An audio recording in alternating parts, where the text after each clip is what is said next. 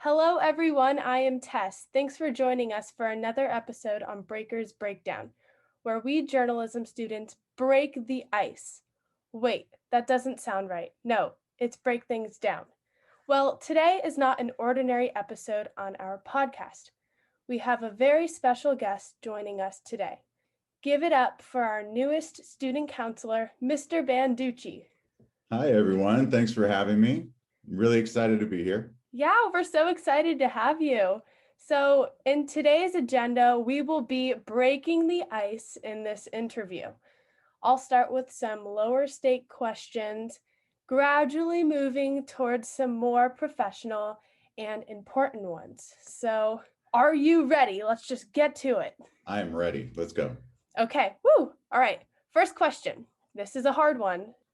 What is your favorite flavor of ice cream?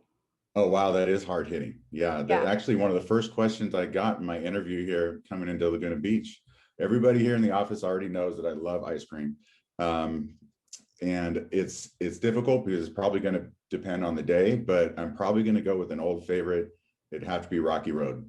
Okay, you know what? I think you passed.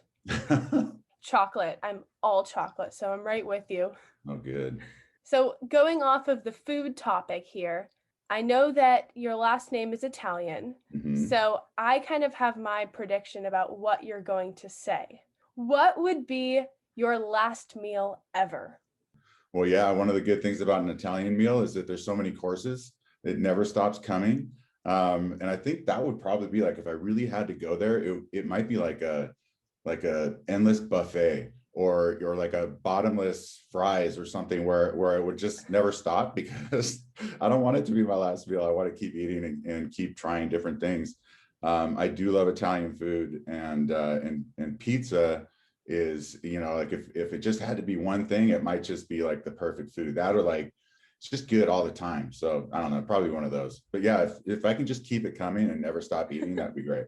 That is a really good answer. You know what? I've actually never heard an endless buffet, but that's Yeah, smart. Yeah, because why would you want a last meal? Keep I it don't.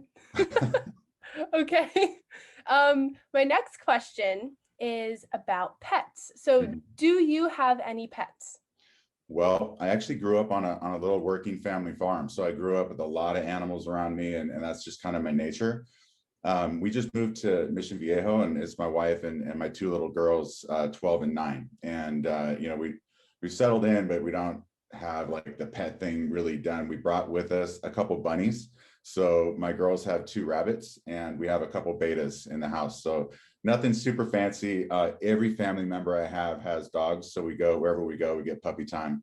And especially my youngest, my 9-year-old, she wants to just be surrounded with dogs all the time. That's what she wants to do for the rest of her life. So we have to do that, as much as we can. And it's been tough during the pandemic, but yeah. Yeah, I know animals have totally saved us during the pandemic. I totally agree. I have two Yeah. cats, and they're Mhm. like so fat. They're the fattest cats I've ever seen. One of the fun things over Zoom is we get to see like all the pets kind of pop up. The cat will walk across the screen, and it's always good to see. Exactly. That's so, I know in my journalism class, Elena Siebold always has her cat, and it's just this giant, like, fire kitty looking cat, and it always walks by. Okay.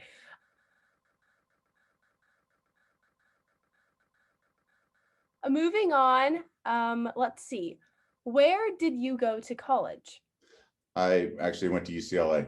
Okay, nice. So you were Mhm. close by. Did I you like did, it? yeah. I never traveled far. I went to Santa Monica High School and then went to UCLA. And I actually did a little blurb when I came over here. I played football over there. Wow, so go Bruins. Go Bruins.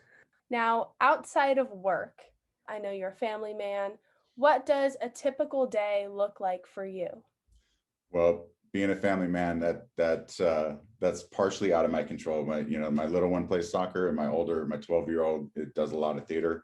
So it always seems like we're doing something along that line, which we love. If it's me and I just have time, I'm outdoors all the time. Like I said, I was born born and raised on a little farm, and so I love to be outside gardening and doing things in the yard. but also, a lot of hiking and biking and just, getting out. And usually that's with the family as well. I mean, my time outside of work and school is going to be centered around, every minute I could absorb with my girls. So Yeah, that's awesome. Was it always high school counseling for you, or did you have any other careers after you graduated from UCLA? um, I went into coaching right away, and coaching is all about like taking my student athletes where they're unable to take themselves, right? So, to help them be the best versions of themselves. And I realized early, like it had nothing to do with football. I actually stopped really caring about football a long time ago. It was about, kind of having that opportunity to mentor and guide and push and grow, as you, and not just them, but myself. So that I really started to think about like what's out there that would allow me to kind of continue to do that, maybe in a different office, and found counseling right away. And actually, it more found me than anything. I was offered a position 17 years ago to be what they called an academic coach, which was kind of cool. And it was a counseling position, but I was only dealing with student athletes. I had about 250 student athletes, and then we lost a counselor in the department to retirement, like within 6 months. And like, all right, this is what you're going to do. And I loved it so much. I mean, I've always loved coaching, and it was an easy transition for me. And then, I went back and got my master's in school counseling, and that's the rest is history.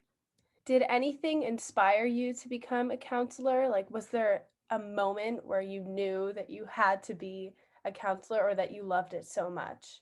I think it was the continuation, like it was being able to continue to do what I love to do, and being able to say, this is what I really love to do professionally. And no 2 days in counseling are the same. So it's hard to identify like what it might be or what it was that inspired it or fired it up. It's really the daily opportunities that I have to make an impact. I always recognize those, and that is what drives me every day. Like I know that opportunity is around the corner. I've gotten to talk with a lot of my seniors, and they're so amazing. It's one of those where I'm like, man, I just wish we could rewind the clock and go back and spend more time. But that's one of the fun things about counseling, is that it never really stops. It's really a relationship for life. And even though I might only have a handful of months with my current seniors, I hope that that we have an opportunity as they grow, and if they ever need anything, they can always come back to the Laguna Beach family. So, I have another question. What was your most memorable experience on the job? It's impossible. I've been doing it for 17 years in counseling. I've been 30 years in education. And like I said, one of the great things about my job is that no 2 days are ever the same. So my experiences, like probably the greatest and most memorable ones, are the students who've probably struggled the most. One of the key elements of being a school counselor is that we always believe in our students, even when they don't believe in themselves, right? So we honestly believe it, like at our core, that our students are capable, every single one are capable of success in their own way.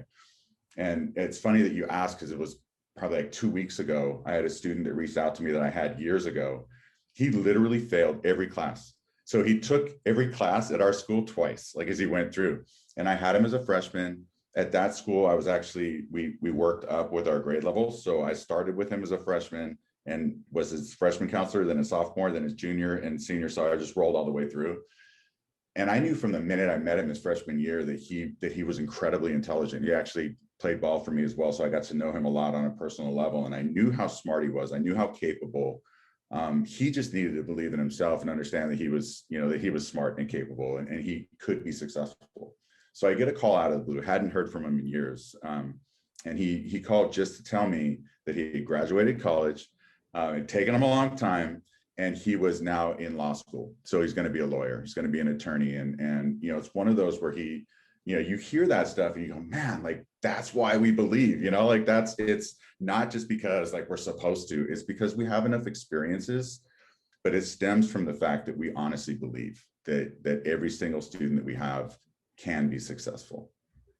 Wow, that's a really powerful story. I mean, that's so good for him, but that you were able to give him that motivation and, be that armor on his shoulder saying, like, it's okay, like, just keep going for it. Hmm. And I think that especially this year, like, that reassurance has been so important because, I mean, how do you give that, like, how do you make an effect on someone over a Zoom call? Like, has it been hard, being a counselor and doing most of your work over Zoom? Hardest that it's ever been, and I think everybody knows that I came from SM, so just came in at the semester. Well, I guess it was trimester, but I came in after the Christmas break, and so I was over there, kind of going through a very very similar experience. It's so hard for us to be at a school without students. The only positive is that when we're on Zoom, when we're in a situation where we can see each other, we don't have our masks on, and that's been kind of nice. It's actually been good for me to come in, and the students that I've gotten to know are the ones really that I've gotten to see over Zoom. But it's really difficult when we have a student that's in crisis and we can't sit there face to face. And it's easy, to get ghosted. It's easy to have, just say, oh, I'm just going Mhm. to ignore it.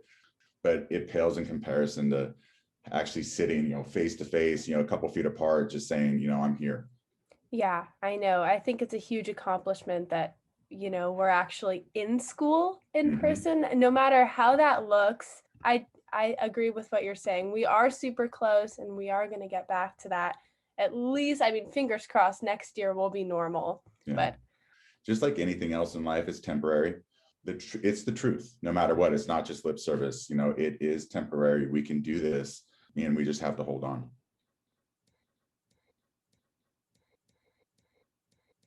is there anything that you would like to say directly to the community or to any of your students or just students in general that you feel wasn't really reflected in the interview? This is my dream, to eventually come to a school in a community like Laguna Beach. So I'm living it. It's been amazing. It's been hard. It's been a little weird to come in the middle of the year, in the middle of a pandemic.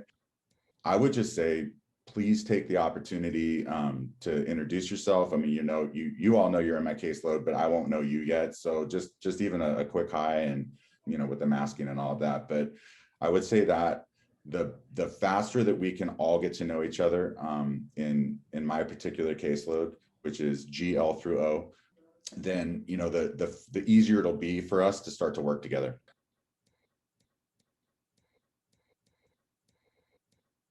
It's important, I think, in this time, like, to really be self-reflective.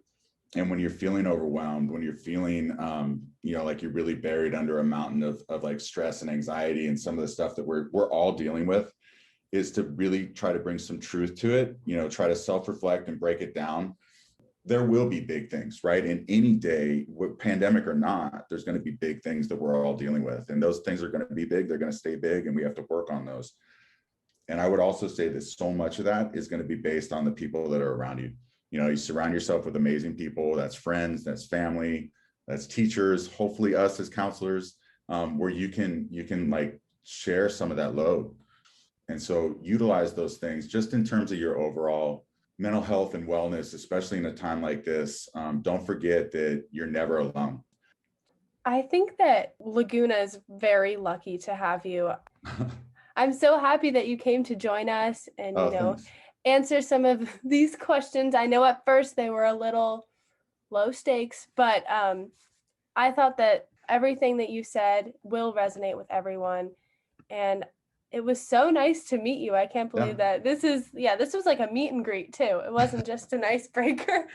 So, It is. It is. It's been yeah. awkward. I really appreciate the opportunity to get in front of everybody, and it's going to be important. I look forward to building these relationships that everybody's been amazing that I've met with so far, whether it's my students or families.